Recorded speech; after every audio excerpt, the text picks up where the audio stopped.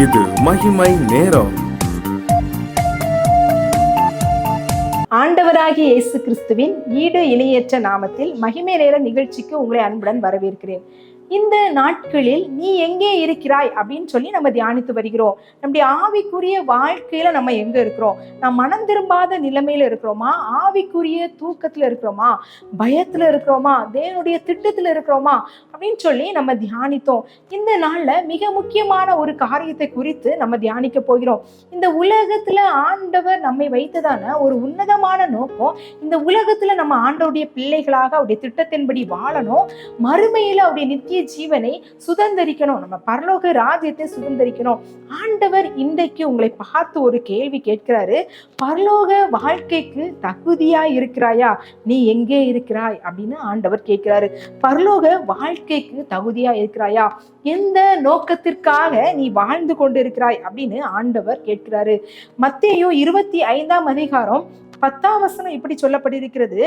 ஆயத்தமாய் இருந்தவர்கள் அவரோட கூட கல்யாண வீட்டுக்குள் பிரவேசித்தார்கள், கதவும் அடைக்கப்பட்டது.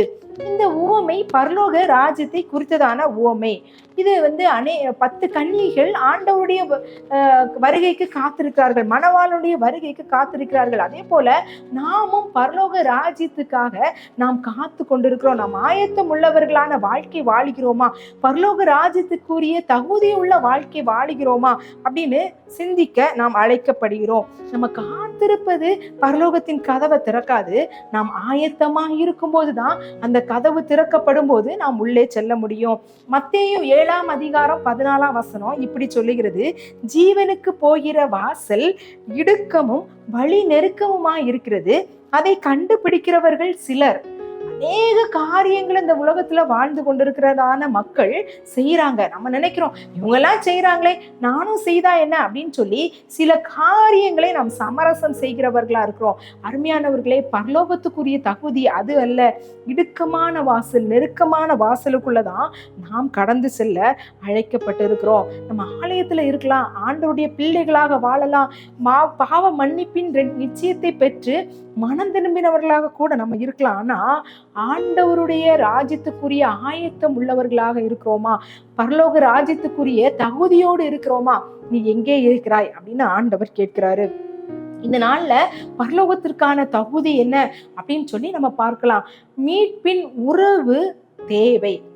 ஆண்டவருடைய ராஜ்யத்துக்கு, பரலோக ராஜ்யத்துக்கு செல்வதற்கு மீட்பின் உறவு தேவை. அதாவது மனம் திரும்பி பரலோக ராஜ்யத்துக்குரிய உறவுல, ஆண்டவரோடு உள்ள ஐக்கியத்துல, அவருடைய திராட்சை செடியாகி அவருடைய நம்ம கொடியாய் நம்ம ஒட்டப்பட்டு நாம் இருக்கும்போது மாத்திரமே நாம் பரலோகத்தை சுதந்திரிக்க முடியும்.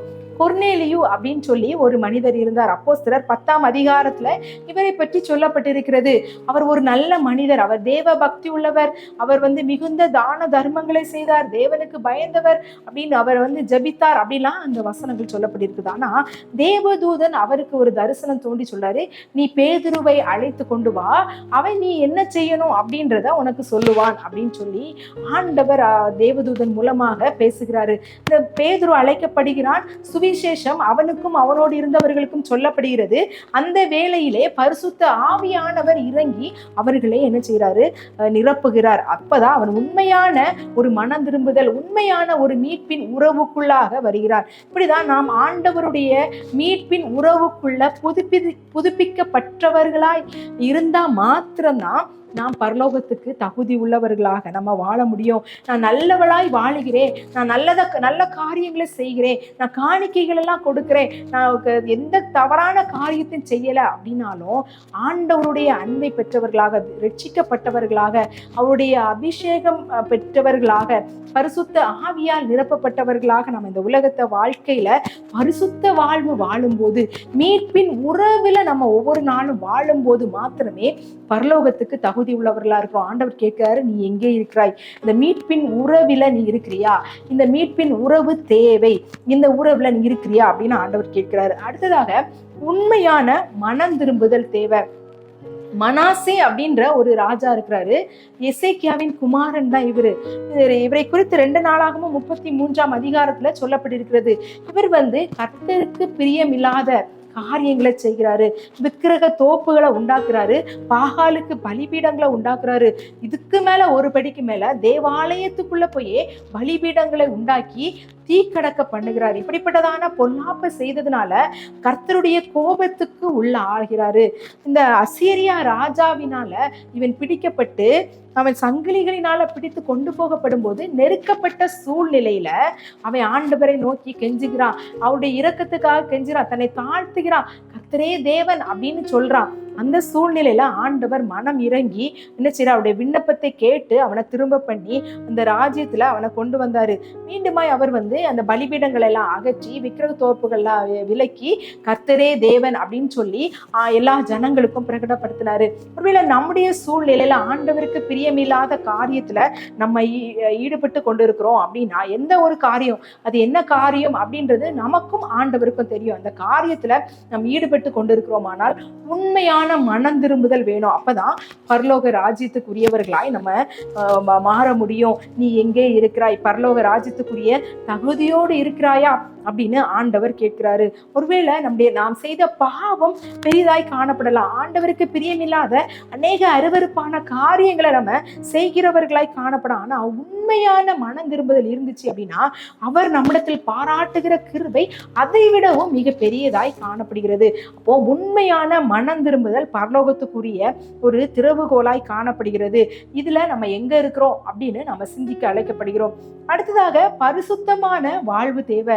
பரிசுத்தமான வாழ்வு நம்ம வாழ்ந்தா மாத்திரமே பரலோகத்துக்கு தகுதி உள்ளவர்களாக இருக்க முடியும். ஆண்டவர் கேட்கிறாரு, பரிசுத்தத்துல நீ எங்கே இருக்கிறாய் அப்படின்னு ஆண்டவர் கேட்கிறாரு. தானியேல் தன்னுடைய வாழ்க்கையில ஒரு தீர்மானம் பண்றான், தன்னை தீட்டுப்படுத்த கூடாது அப்படின்னு சொல்லி அவன் தீர்மானம் பண்ணுகிறான். சிங்க குகையில அவன் போடப்பட்டான், ஆனாலும் தேவன் அவனை தப்புவித்தார், அவனை தேவன் உயர்த்தினார். கர்த்தருடைய நாமம் அவன் மூலமாய் அந்த தேசத்துல மகிமைப்பட்டது.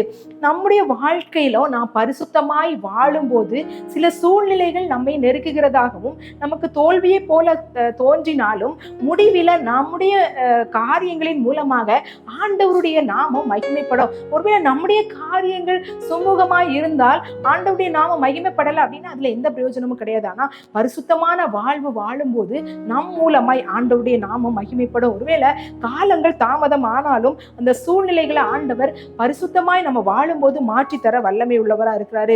1 பேதுரு 1:15 சொல்லப்பட்டிருக்கிறது, அழைத்தவர் பரிசுத்தரா இருக்கிறாரு. அதனால நம்ம நடக்கைகள் எல்லாவற்றிலும் நம்ம பரிசுத்தமா இருக்கணும். பரிசுத்தமா இருந்தா மாத்திரமே பரலோகத்துக்குரிய தகுதி உள்ளவர்களாக வாழ முடியும். ஏன் அப்படின்னா அது பரிசுத்தத்தின் மேல் பரிசுத்தம் உள்ளவர்கள் தான் அங்க போக முடியும். ஏன்னா அது பரிசுத்தமான இடம். அந்த பரிசுத்தமான இடத்துல பரிசுத்த குலைச்சல் உள்ள யாரும் என்டர் பண்ணவே முடியாது.